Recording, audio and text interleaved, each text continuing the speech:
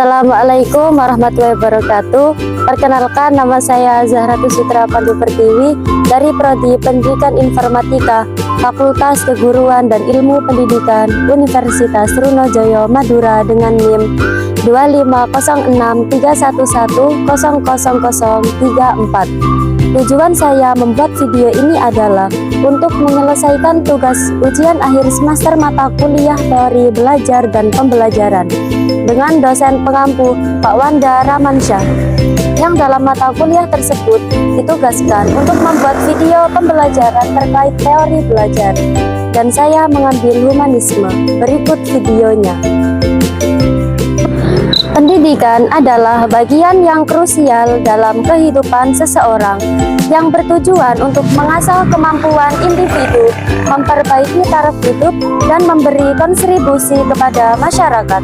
Pada kali ini, saya akan membahas prinsip-prinsip dasar teori pembelajaran humanisme, penerapan dalam proses pembelajaran, serta keunggulan dan kelemahannya, dengan tujuan untuk memberikan pemahaman lebih mendalam tentang kontribusi teori ini dalam meningkatkan kualitas pendidikan. Pembahasan yang pertama ada pengenalan teori belajar humanisme.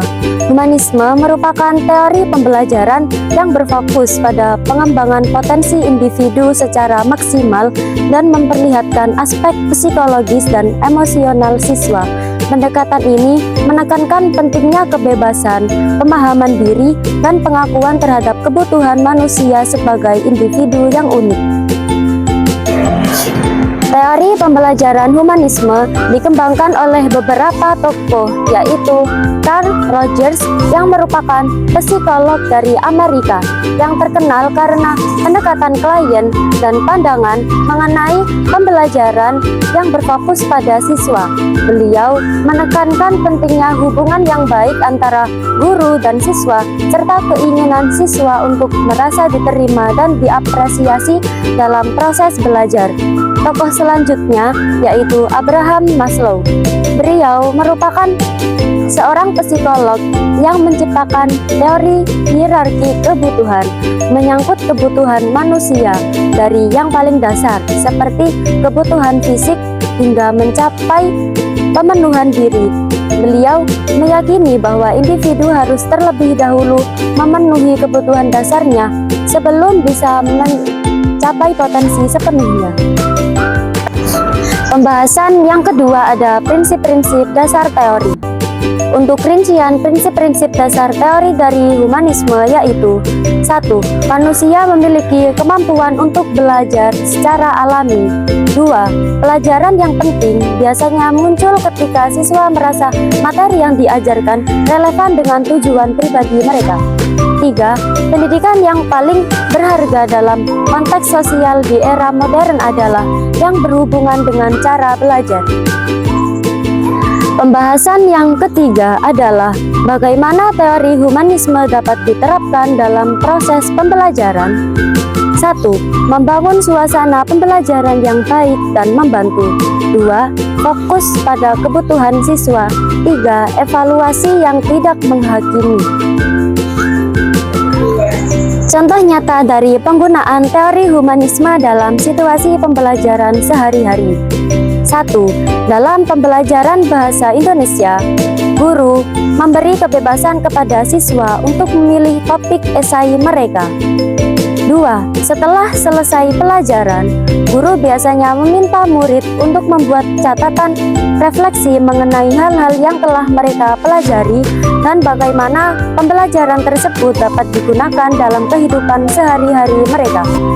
3. Misalkan dalam pembelajaran sejarah, guru meminta siswa untuk berdiskusi tentang nilai-nilai kemanusiaan yang dapat dipelajari dari peristiwa sejarah tertentu seperti perjuangan kemerdekaan. Pembahasan keempat yaitu keunggulan dan kelemahan teori humanisme. Yang pertama, kita bahas keunggulan terlebih dahulu. 1. Memberikan perhatian besar pada kesejahteraan emosional dan psikologis siswa. 2. Membantu perkembangan pribadi sosial, moral, emosional, serta tumbuh menjadi seimbang dan mampu menghadapi tantangan kehidupan. Yang kedua, kelemahannya.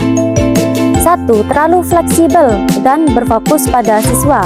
Yang kedua, jumlah siswa terlalu banyak dan sulit bagi guru untuk memberikan perhatian secara individu. Jadi kesimpulan yang bisa saya ambil adalah teori humanisme dalam pendidikan itu berfokus pada pengembangan kemampuan pribadi sepenuhnya dan memperhatikan faktor-faktor psikologis dan emosional pada siswa. Tokoh utamanya yaitu Charles Rogers dan Abraham Maslow. Dalam pembelajaran teori ini ditetapkan dengan menciptakan lingkungan yang aman, mendukung, dan menghargai pengalaman subjektif siswa. Kelebihan teori ini adalah memberikan perhatian pada kesejahteraan siswa, mendorong motivasi, dan mengembangkan kreativitas. Namun, penerapannya membutuhkan waktu dan sumber daya yang besar dari guru. Sekian video pembelajaran kali ini, kurang lebihnya mohon maaf. Terima kasih. Wassalamualaikum warahmatullahi wabarakatuh.